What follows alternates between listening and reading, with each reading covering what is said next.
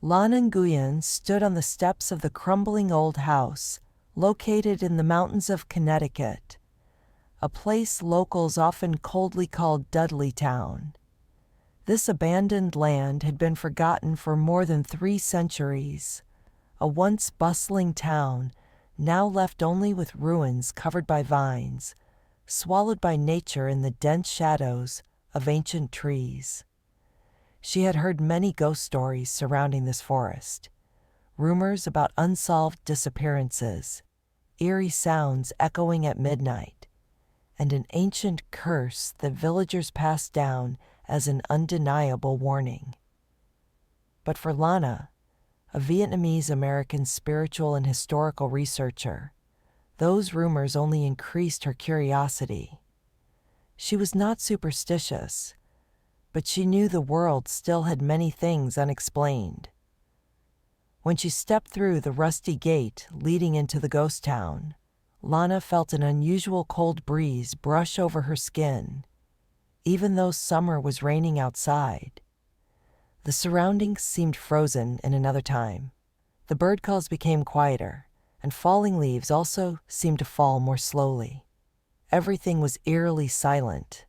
During the first 3 days, Lana recorded everything, from traces of old houses, faint footprints in soft soil, to strange phenomena like flickering lights deep in the forest, or whispering sounds like voices echoing in the air that no one in her group could hear clearly. One night, when the group gathered around the campfire, Lana took out an old map found in the state library. On the map, the Dudleytown area was circled with a bold ink line, accompanied by mysterious symbols beside it. The map not only redrew trails and ruins, but also hinted at forbidden points that no one dared to approach. What is here that everyone avoids? Lana wondered. She decided to go deeper into the forest in the coming days to search for the truth. Unexpectedly, on the 4th night, the first phenomenon occurred. Her wristwatch suddenly stopped working, right when Lana passed under an ancient tree with strange carvings on its trunk. It felt like someone was staring, but when she turned back, only silence and darkness covered the place. The deeper she went, Lana felt more clearly that she was not just a curious visitor. An invisible force was calling her, as if this land knew she had come to awaken a long-forgotten secret. The next morning, Lana woke up early, her heart full of excitement mixed with a little anxiety. She packed her backpack, checked the recorder and camera, then, along with 2 members of the group, Mike and Sarah, began the expedition deep into the dense forest of Dudleytown. The sky was clear blue, but the thick trees allowed only narrow beams of sunlight to filter down to the moss-covered ground. The air was cool and slightly damp, causing their breaths to form small clouds in the silent space. As they entered the area that the map marked with a bold circle, Lana immediately felt an indescribable sensation, like an invisible veil separating this world from the outside world. She heard gentle whispers, like voices echoing from afar, but no one in the group could hear them. Mike looked around and asked, "Did you hear something?" Lana just shook her head, but her eyes could not look away from a faint shadow gliding between the tree trunks. Suddenly, her recorder emitted white noise, a high-pitched, steady whistle like wind blowing through cracks in the rocks, though there was no wind at all. Sarah shivered and said, "I feel like someone is watching us." They stopped near a large tree trunk with strange carvings, the shape of a small demon with outstretched wings. Lana touched the carvings, and a cold shiver ran down her spine.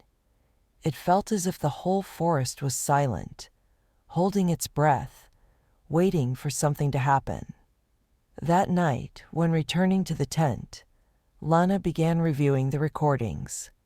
The gentle whispering voices appeared in some segments, producing sounds almost imperceptible, but as if containing a hidden warning. A phrase repeated itself: "Leave. Do not wake it." Lana couldn't stop thinking about those warnings.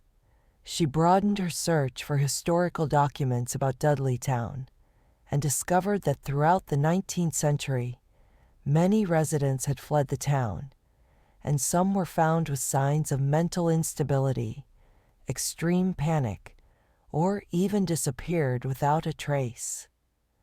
An old story told that Dudleytown was once built by descendants of an English noble family, the Dudley lineage, who brought an ancient curse from their homeland.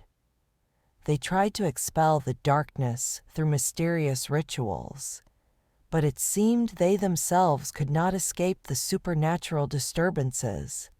Lana realized that to fully understand the town's mystery, she had to dig deeper into the history of the Dudley family and the dark legends associated with them. On the 5th day in Dudleytown, Lana decided to return to the largest ruin in the town, the old church, almost completely collapsed. She hoped to find more clues among the rubble or forgotten items from the past. Amid thick layers of dust, Lana discovered a rotten wooden box, almost buried under a pile of bricks. Carefully opening the lid, she found inside an old leather diary, its cover worn and torn, the pages yellowed, the musty smell dense as if containing a century of decay. Lana sighed, her heart pounding as she flipped through the pages.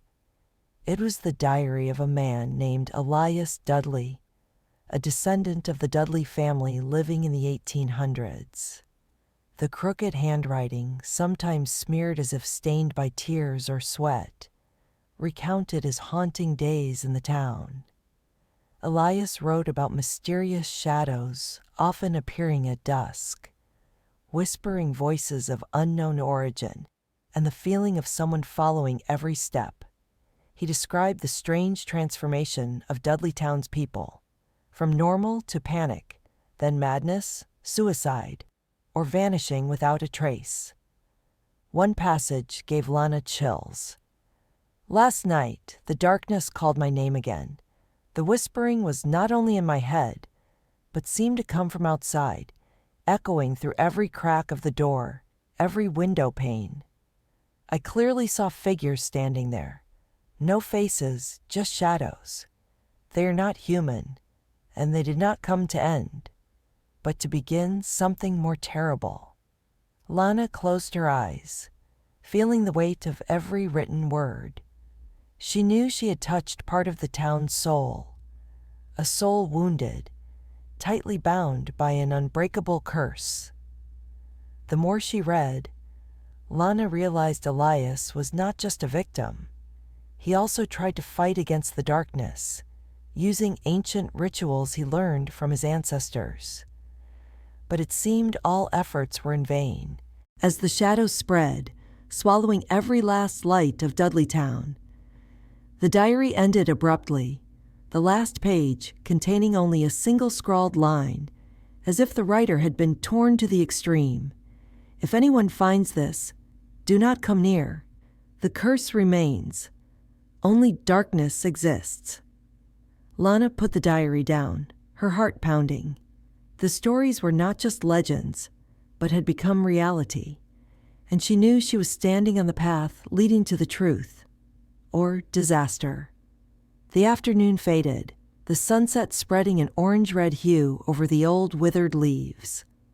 Lana, Mike, and Sarah stepped deeper into the forest, reaching an area described in Elias's diary as the final point where the darkness appeared most clearly.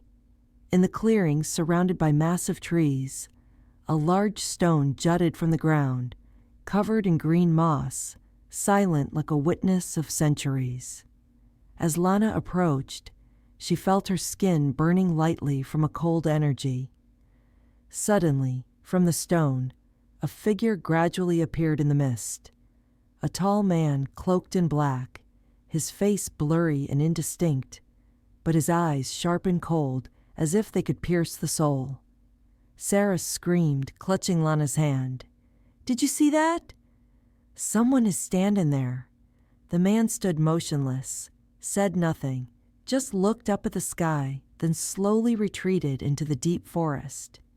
Lana hurried after him, but only saw empty space, no sign of anyone passing by. Fear mixed with curiosity in Lana's heart. She recalled Elias's words about those who do not belong to this world, always appearing at the twilight hour, guarding doors that humans must not open. That night, Lana woke up in the middle of the night to strange noises, footsteps pacing around the tent, whispers murmuring as if calling her name from outside. She shone her flashlight outside, seeing only trees swaying in the wind, but the feeling of being watched remained. She knew the man on the stone was not simply a ghost or illusion. He was part of the Dudleytown curse, a messenger or gatekeeper of the dark force waiting for someone to deliver a harsh fate. After that haunting night, Lana couldn't sleep peacefully. The man's gaze on the stone was deeply etched in her mind, a cold reminder that this land was not just an ordinary ghost town. Back in the nearby small town, Lana spent many days immersed in old documents at the library, searching for everything related to the Dudley family and events that happened at Dudleytown. According to the documents she found, the Dudley family was a noble family in England, known for wealth and power, but also rumored to be involved with mysterious rituals and ancient dark magic. An old book recorded that the ancestors of the family once participated in dark rites to seize supernatural power, but were cursed by an unknown force. The curse did not only punish individuals, but also spread to descendants and the land they settled on. When the Dudley family members came to America and built Dudleytown, the curse followed them, haunting every house and every resident in the town. The mysterious deaths, unexplained disappearances, and madness of the inhabitants were believed to be direct consequences of that darkness. Lana found a handwritten letter from the last survivor of the town, speaking of a dark gate located deep in the forest, where the evil energy concentrated the strongest and emitted eerie calls driving people insane. Lana knew that to understand and possibly break the curse, she had to find that gate. But that also meant facing the dark and dangerous truth that many before her could not overcome. On the 10th day of the journey, the atmosphere grew heavier than ever. Lana, Mike, and Sarah decided to split up to explore the least visited areas of Dudleytown's forest. Lana felt this was the only way to find the dark gate mentioned in the old letter. Mike and Sarah went south, while Lana chose to head toward the ruins of an ancient well deep in the forest, the place where, according to records, the evil energy concentrated the most. When Lana approached the old well, a cold wind blew, carrying faint whispers unclear in origin. She bent down to look into the well's bottom, but all she saw was bottomless darkness, like a pit swallowing all light. Suddenly, Lana's phone vibrated. It was a message from Mike. "Sarah is missing. We don't know where she went. Help me." Lana panicked and ran toward the place Mike had sent the message from, but all the trails seemed to shift, making it impossible for her to find a way out. All night, Lana kept calling Mike, but there was only a continuous ringing tone.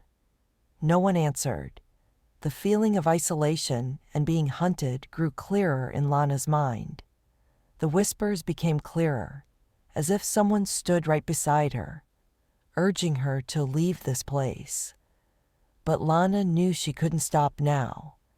The Dudleytown curse was gradually pulling her deeper into its darkness. Darkness enveloped the Dudleytown forest like a thick, cold, and inescapable curtain. Lana tried to stay calm, But every step she took on the layer of decayed leaves on the ground echoed like a massive reverberation, dragging her down into the abyss of invisible fear.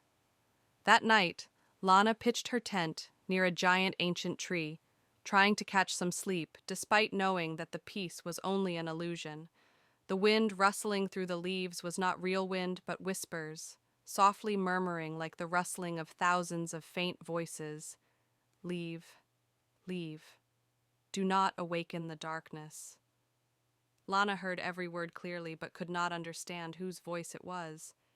It felt as if all the trapped souls here were trying to warn her, or perhaps trying to hold her back to accompany them in eternal darkness. She turned on her recorder, capturing everything. But just as her flashlight suddenly broke, Lana felt surrounded by true darkness, a place where there was no distance or time. Shadows moved from all directions, blurry figures flickering in and out, making Lana feel like she was being sucked into an invisible vortex, dragged into another dimension where time lost all meaning. She screamed in despair, but her shout echoed only like an empty reverberation. No one answered. Suddenly, in the dark space, a faint light flashed. That light seemed to give Lana strength, like a small glimmer of hope in the endless night sea. Lana stood up, focusing her steps toward the light, although she didn't know where it would lead, escape from the darkness, or deeper into the heart of the curse. The weak light was not from a flashlight or fire. It came from a strange object lying silently in the dark forest, like a star fallen to the ground. Lana approached, her heart pounding with each beat. It was a small silver box, intricately decorated with mysterious swirling patterns. On the lid was engraved an ancient phrase in Latin, lux in tenebris, light in darkness. She opened the box. Inside was an old key and a yellowed piece of paper with cryptic symbols yet somewhat familiar, resembling characters in Elias's diary. Suddenly, from afar, came the sound of fast, heavy footsteps. Lana turned to see Mike rushing toward her, pale-faced and frantic. "I found Sarah!" Mike gasped. "She's trapped in an ancient underground chamber near the old church ruins. But something strange. The door cannot be opened by anything usual." Lana held out the key, hope flickering inside her. They immediately headed toward the old church, their steps hurried and cautious. The rotting wooden door before them had a large lock, exactly the kind that fit the silver key Lana had just found. Cold sweat trickled down her forehead as her trembling hand inserted the key into the lock. A creaking sound echoed as the door slowly opened, like a sinister invitation. Before them lay a spiraling staircase descending deep into the cold, damp earth. The heavy, suffocating air pressed down on them, making their hearts race. Their footsteps echoed steadily on the mossy stone steps, the flashlight beams sweeping over walls covered in thick green moss and strange symbols, evoking a sense of both oppression and mystery. Suddenly, soft sighs and whispers echoed from all directions, interweaving like invisible creatures stalking their every move. Sarah's voice trembled with fear. "We shouldn't be here." "The darkness doesn't want anyone to uncover this secret." Lana stared straight ahead, her eyes steel-like and resolute. She knew this was a turning point, where they would face Dudleytown's darkest shadow or be swallowed by it forever. The underground chamber was vast and labyrinthine, filled with the damp, musty smell of earth and stone, mixed with eerie whispers that made every breath feel labored. On the cold stone walls, bizarre symbols and images of ancient Dudley family rituals were carved, a reminder impossible to ignore. Lana approached a small altar draped in dust and cobwebs. On it lay an old leather-bound book, secured with a thin leather strap. Carefully opening the book, she saw Latin inscriptions and magical symbols faintly visible on yellowed pages, revealing the dark truth about the Dudleytown curse. According to the book, the curse was not merely the result of a wicked ritual performed by Dudley ancestors to seize supernatural power from another force, a primordial dark entity sealed within this land. That seal had weakened with each generation, and the shadows seen by Dudleytown's people were in fact devoted followers of the creature, desperately trying to awaken it by any means. Mike and Sarah stood silently, stunned by Lana's reading. Suddenly the whispers morphed into chilling howls that reverberated through the crypt, shaking the ground beneath their feet. A massive stone door suddenly opened, revealing a deep, dark chamber inside. The flashlight's beam fell upon a colossal figure, its form blurred, a shadow with eyes glowing like burning embers. Lana felt the terrifying power radiating from the creature, a destructive dark energy making everything around tremble to the core. If it's not destroyed, the curse will continue to spread, devouring everything. Lana thought silently. Now they had only one choice: confront and fight the darkness, or vanish forever into Dudleytown's endless shadow. In the deep, dark chamber, Lana, Mike, and Sarah stood facing the colossal, shadowy creature, a supernatural entity radiating a dense, oppressive, dark energy that thickened the air around them. Lana recalled the symbols from the ancient book, the rituals to break the curse meticulously recorded. She quickly unfolded a magic circle drawn on parchment, along with a bundle of dried herbs and an old sword. "We have no way back now," she said, her voice firm with determination. "If we don't awaken the light within us, the darkness will consume everything." The three began the ritual swiftly, chanting prayers and incantations in steady rhythm, their voices blending with the wind howling through the cracks in the stone walls. The shadow beast roared furiously, its glowing eyes flashing fierce beams struggling to shatter the magic circle. Mike and Sarah held tight, keeping the creature from reaching Lana. The light from the circle grew stronger, pushing back the darkness, sparking a fierce battle between light and shadow. Lana lunged forward, swinging the sword. It gleamed brilliantly as it struck the creature, which howled in pain. After breathless moments of struggle, the darkness began to retreat, dissolving into nothingness, leaving behind a peace Dudleytown had not seen in centuries. Lana and her team breathed a sigh of relief, knowing the curse was broken, yet understanding that the ghosts of the past would forever linger in the town's dark memories. They left the crypt as the first rays of sunlight pierced through the Dudleytown forest canopy, casting a new hope over the shadowed land. The sun climbed higher, warm beams filtering through the leaves, dispelling the thick darkness that had shrouded Dudleytown for generations. Lana stood at the mouth of the old crypt, sensing a strange change in the air. Gentle, peaceful, but still carrying an inexplicable mystery. She looked to Mike and Sarah. Though weary, their eyes shone with hope. The Dudleytown curse was broken, but that didn't mean life would return to normal immediately. Before leaving the forest, Lana carefully gathered the parchments and relics to hand over to historians and occult experts. She knew the story of Dudleytown was not just a local legend, but a profound lesson on the power of darkness when provoked, and the inner light of humanity when facing that darkness. On the way back, Lana felt a soft whisper, not frightening anymore, but like a quiet thank you. Perhaps the trapped souls of Dudleytown were finally free, and this land would no longer be a place for shadowed ghosts. Dudleytown remained, but now it stood as a symbol of light's victory over darkness, courage conquering fear. For Lana, this journey was not just a battle against a curse, but a path of self-discovery, unveiling the hidden strength each person can unlock, even in the darkest circumstances.